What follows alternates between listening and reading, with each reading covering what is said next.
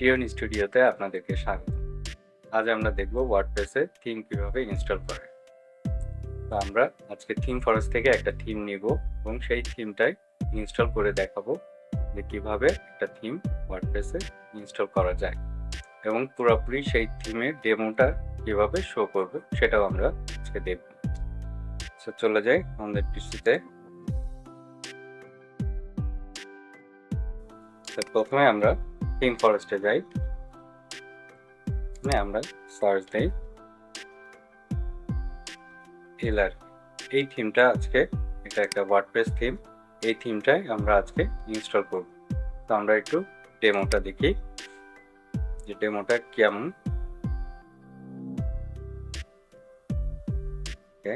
এই যে আমাদের এই থিমটাই আমরা আজকে এই ডিজাইনটাই পুরোপুরি হুবহু যে ডিজাইনটা আছে এই ডিজাইনটাই আমরা আজকে শো করব বা ইনস্টল করে দেখাবো যে ওয়ার্ডপ্রেসে কিভাবে একটা ওয়েবসাইট বা থিম ইনস্টল করা যায়। তো প্রথমে আমাদের লোকাল হোস্টে কি লাগবে, জ্যামটা ওপেন করে নিতে হবে। জ্যাম কিভাবে উইন্ডোজ পিসিতে ইনস্টল করা যায় সেটা আমাদের প্রিভিয়াস ভিডিওতে দেওয়া আছে, আমাদের ডেসক্রিপশন বক্সে এটার লিংক দেওয়া থাকবে, আপনারা এটা দেখে নেবেন। তো আমরা জ্যাম্পে অ্যাপাচি এবং মাইস্কুয়েলটা অন করে নেই। আমরা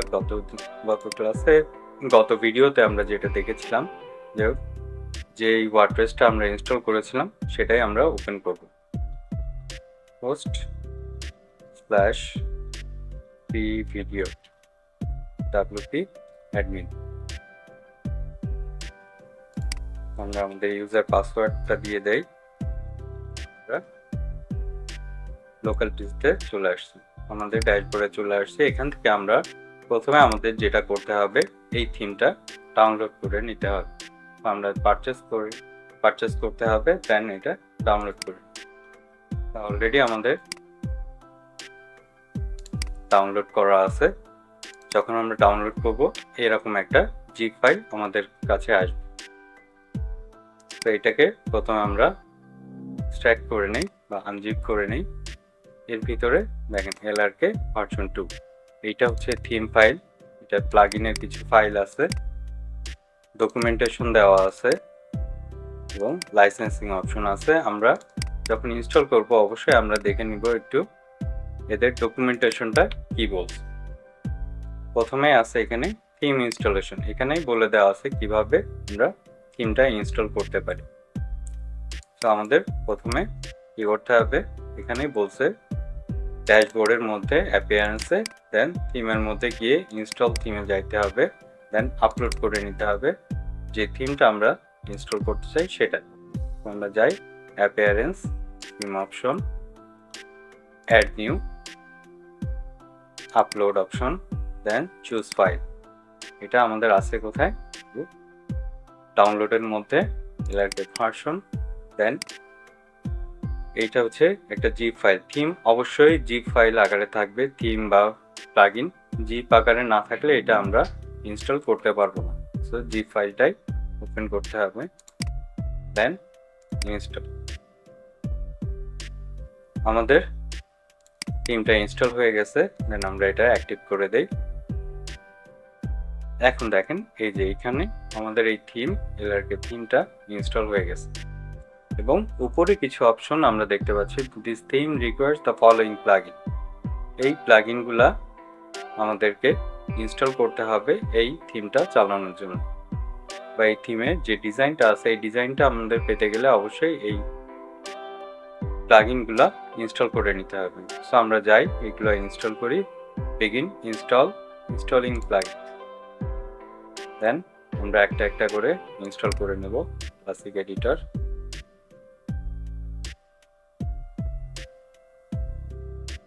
ইনস্টল হয়ে গেছে, দেন next contact form 7,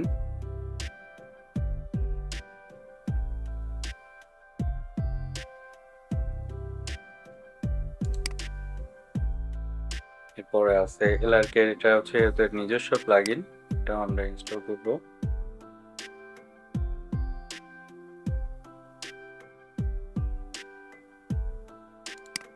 return to required plugin, one click demo install. One click demo install যখন থাকবে বা এই ধরনের কোনো প্লাগইন যদি থাকে তাহলে বুঝে যাবেন এটা ডেমো ইনস্টল করার জন্য সিঙ্গেল ক্লিক অপশনেই আমাদের যথেষ্ট, খুব বেশি কাজ করতে হয় না এইসব থিমে। রিডাক্স ফ্রেমওয়ার্ক আমরা ইনস্টল করে নেই।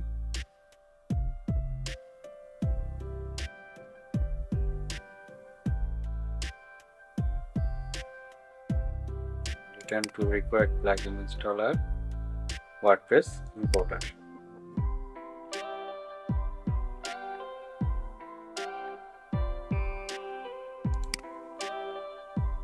সো আমাদের সবগুলো প্লাগইনই ইনস্টল হয়ে গেছে। এখন এই প্লাগইনগুলোকে অ্যাক্টিভ করব। তো আমরা এটা প্লাগইনে ক্লিক করি, দেন অ্যাক্টিভ অপশনে যাই, দেন অ্যাপ্লাই।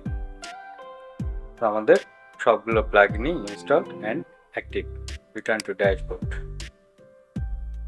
এরপরে ডকুমেন্টেশন কি বলছে, প্লাগইন ইনস্টলেশন আমরা দেখে ফেলছি। ইম্পোর্ট ডামি ডাটা বলছে, ইম্পোর্ট ডামি ডাটাতে কি করতে হবে, now go to tools, import and WordPress, then XML import. এটাও করতে পারি, অথবা যেহেতু সিঙ্গেল ক্লিক অপশন আছে ডেমো ইম্পোর্টের জন্য, আমরা সেটাই দেখি কোথায় আছে। এই যে অ্যাপিয়ারেন্সের মধ্যে ইম্পোর্ট ডেমো ডাটা, এখানে আমরা চলে যাই, ক্লিক, এখানে দেখেন ইম্পোর্ট ডেমো ডাটা। এটাই হচ্ছে ওয়ান ক্লিক ডেমো ডাটা, যা আমরা একটা সিঙ্গেল ক্লিক করব, এটা পুরো ডেমোটাই আমরা পেয়ে যাব। Continue and import.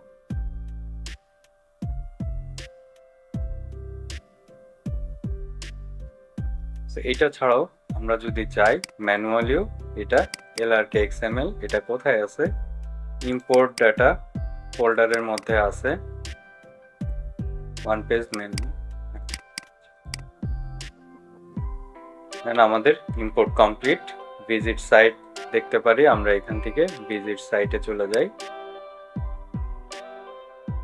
পুরোপুরি ক্লিয়ার হয় নাই।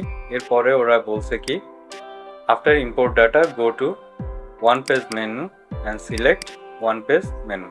স্পেলিং একটু ভুল আছে, ওয়ান পেজ মেনু হবে।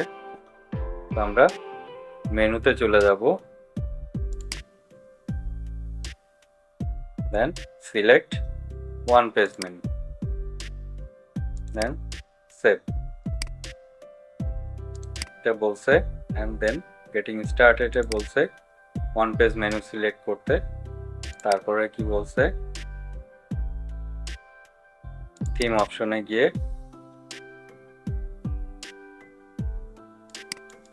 এটা দরকার নেই, আমরা ওয়ান পেজ মেনুটা সিলেক্ট করে নিয়েছি। আর একটা জিনিস, আর একটা কাজ করতে হবে, সেটা হচ্ছে টুলসের মধ্যে, সেটিংসের মধ্যে রিডিং এ যাইতে হবে, এন্ড এখানে স্ট্যাটিক থেকে ফন্ট পেজ সিলেক্ট করে দিতে হবে as a home page, then save.